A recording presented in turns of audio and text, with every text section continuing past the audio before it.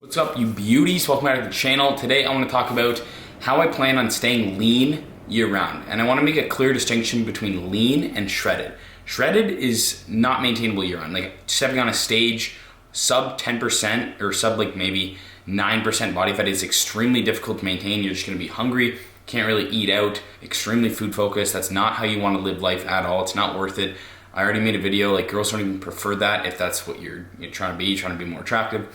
Girls don't even find that more attractive. It's hard to date a guy that can't even eat out really and it only thinks about food, no sex drive, all that shit. I already went into that. But yeah, I'm talking about maintaining like 15% body fat. Lean, you'd be like, all right, he's pretty lean. His abs are showing like what I am now. I'll put some photos up here. This is what I'm looking like. That's kind of what I plan on maintaining year round. Also, as you can see, I got an illegal haircut. Who would have ever thought I'd be saying I got an illegal haircut? Illegal haircut.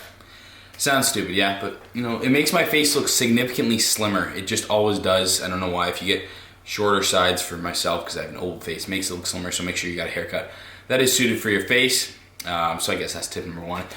First thing though, really, I'm gonna be adding in walks daily. Daily 20 to 30 minute walks. Now I know you might be like, oh, that's kind of dumb. Like I don't want to walk for 30 minutes. It's really nothing. It's not that long. Time flies. Put on a podcast. I don't know, listen to some great music. It's really good for reducing anxiety and just like thinking about nothing. I've been going on my walks every single day and I love it. I'm just going around and there's no excuse. I don't give a shit if it's cold. It's freezing here. It's like -15 in Ottawa right now and I'm going my 30-minute walks daily. And it's really helping me eat more food because my appetite's crazy because I have a very big appetite. You guys already know that. So if you have a big appetite like me, adding in some daily walks is gonna help you cancel out some calories, some extra calories, or help you eat more calories and not be in such a calorie surplus. That's the whole goal of my walks. And it's also great, healthy for you. Like you shouldn't be sitting all day. And especially with the lockdown right now, I'm literally sitting like 8 to 10 hours daily. It's crazy. So these 30-minute walks are great for my joints and just burning more calories throughout the day. And if you think 30 minutes is too much, that's okay. Go for 10-minute walks daily. That'll add up. Maybe that's 100 calories extra. So if you overeat by 100 calories, it kind of cancels it out. It's really cool how that thermodynamics works like that. It's really awesome. So, you know, you don't have to start with 30 minutes like myself.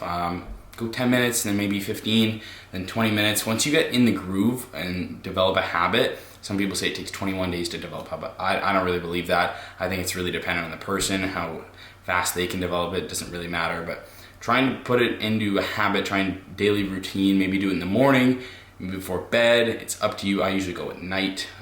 Doesn't really matter. It's up to you. 10 minutes, then 15, then 20, then 30, maybe even 40 if you want. It's up to you, but I highly recommend adding in some daily walks. It's gonna help you eat some more calories and not gain so much weight. As I touched on in another video where I was talking about why I got so fat on my dirty bulk, that was mainly, a lot of that was to do with my food choices, okay? And this is what I'm gonna be doing to stay lean. I'm not gonna be eating high calorie, very not filling foods that are just very easy to overeat. So examples, cereal, bagels, chips, French fries, very easy to overeat. Although they don't inherently make you fat, it's just very easy to overeat them and therefore overeat calories because you like don't really get full from eating those foods. So what I'm gonna be doing is I'm gonna be eating, I guess, my cutting foods, like my protein ice cream, my protein pancakes, very voluminous foods that fill me up throughout the day to make sure my appetite is suppressed and it's like fulfilled. I have a very large appetite. A lot of you guys probably don't wanna do that because you wanna get your calories in to make sure you're in some sort of a surplus to focus on gaining muscle. But for myself, my appetite is just crazy. So I'm eating diet foods, you'd say, very low calorie, high volume foods that take up a lot of room in my stomach. That's what I'm eating on my lean bulk. It's crazy because my appetite's like that. And some of you guys are probably like that. So whatever you would eat when you're cutting, try and eat that when you're lean bulking and you'll notice your appetite is stuffed, like you're stuffed. You might even need to switch out for some diet foods for some higher calorie foods because your appetite will probably decrease as you slowly gain weight. Also, I'm gonna be aware of my weekly calorie goal. So for example, if I go out drinking one night, I have 8 beers, I will probably take off some calories from the next 2 days or something like that. I used to not do that and just say, oh, fuck it. Just go back to what I was the next day. But those 800 calories are on top of your food that you already ate throughout the day with alcohol. So That's a lot of extra calories. So what I would probably do now, because I'm trying to stay lean, is let's say I'd take off 400 calories from the next day and the day after. So the total net calories for your, let's say, small surplus will be the exact same for the week, but you just move them around on the days. Does that make sense? So you're technically in a deficit for 2 days, and then you're in a big surplus for 1 day, and then it cancels out. So that's what I probably will do. That may sound excessive, and I don't recommend all of you do that. I don't get bothered. Like my mental health is not affected from me tracking the calories. That's just me. I have experience with it. My body image isn't affected. You know, if I overeat on 1 day, I'm not really stressing about it, and a lot of people do. It does take time to get there. Maybe like a few years you'll be in the same position as me, but if you don't want to do that and you just want to get right back to where you were the next day, like that's totally fine. You don't need to cancel out some calories and eat less on the following days. One thing I was not doing when I was dirty bulking and why I got so fat, because I was not drinking a lot of water. So I'm gonna make a conscious effort to drink a ton of water throughout the day, and it's gonna keep you more full, also healthy. You need to get your water in, but I was not drinking like any water. So I'm gonna be really conscious of drinking lots of water, lots of Gatorade Zeros, and a lot of black coffee, usually decaf, but that's gonna help suppress my hunger. If you have an extreme appetite for like me, you have to do what you were doing when you were cutting, when you're lean bulking. It's the same thing, because if you have this appetite and you just want a ton of food, you have to keep it suppressed. You have to do it. You have to act like you're cutting, but you're not actually. So your appetite will be perfectly fine. Trust me, if you're lean bulking on your dieting foods, you shouldn't be hungry at all. If you are, something's fucked up. Maybe that's not even a surplus for you and you gotta figure your shit out, or your appetite's just a different breed.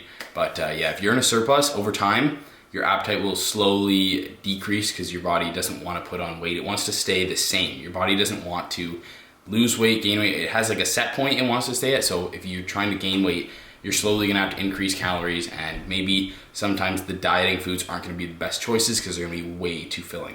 Also, something I plan on doing, because I'm moving into my new place soon. I don't know where that is yet. We're still looking, me and my brother, but I'm gonna get a standing desk. I know these are becoming a lot more popular, but just standing up, you will burn a lot more calories than sitting down. And of course, it's terrible for your back and your posture, just dog shit sitting down all day. Like that's why people at those 9-to-5 jobs like find themselves gaining a ton of weight, like 40-year-olds, 30-year-olds, because they're not moving all day. That's why they think they have such a slow metabolism.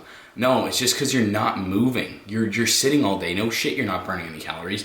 And it's so easy just to get a Big Mac or a sub, shove it in your face while you're sitting at your desk. You're bored half the time when you're sitting at your desk. You just eat. It's so easy. It's a cycle. So get a standing desk if you can. They're not too expensive. You can probably make one yourself. It's going to be a lot better. You're going to burn a lot more calories. Highly recommend the investment long term. I might even get a treadmill, like a little small treadmill, so I'm walking and working at the same time. I don't know, that's a bit excessive, but I'm trying to do everything I can to eat the most amount of food and stay lean and feel good and have insane workouts and put on muscle. I'm trying to balance that best I can. And the last thing I plan on doing is adding in periodic mini cuts. So if I'm only lean bulking, like I'm only in a small calorie surplus, I'm only gaining weight really slow. So there's no point in me doing these massive cuts because I'm not gaining that much fat. So I'm gonna gain probably some fat. It's inevitable if you're in a surplus for a long period of time. Like let's say I'm lean bulking for 6 months. I'll still be lean. I'll still be pretty lean, but I probably will have gained, a couple pounds of fat. That's completely normal, and I'll probably gain a lot of muscle as well. And just strip the fat off with a 1 month or even 2 month mini cut, and then you're back to lean bulking again, right where you were. So that's kind of what I plan on doing. There's no point in just bulking up to insane body fat levels, gaining muscle, yes, and then having to cut all that and cut for like 7 months like I had to do for my transformation. So I don't recommend that. That's why I'm totally against dirty bulking. I did it myself.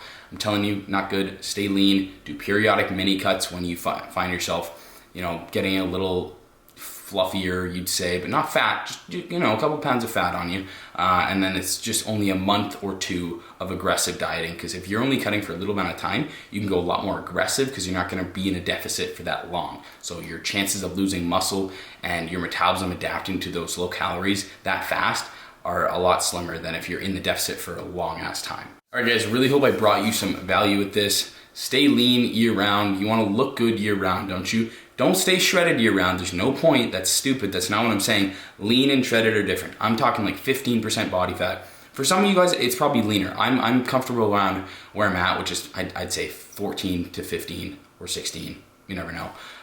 You guys could tell based on my physique. Up to you. I don't really care. It's probably around 15% for me. Doesn't matter. Even if someone to say it was 17, that's just what feels best for me. I feel great. So find that, you know, great spot for you. If it's 12%, that's awesome. If it's 10%, that's amazing. You got good genetics. But don't think you need to stay sub 10% year round. That's pretty unsustainable for 90% of people. 99% of people, sorry.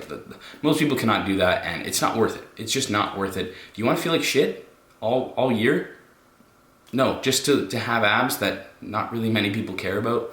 No, you gotta do a little cost benefit analysis there and see the trade-offs. So yeah, I hope you guys got some value. Hope you guys implement some of this stuff.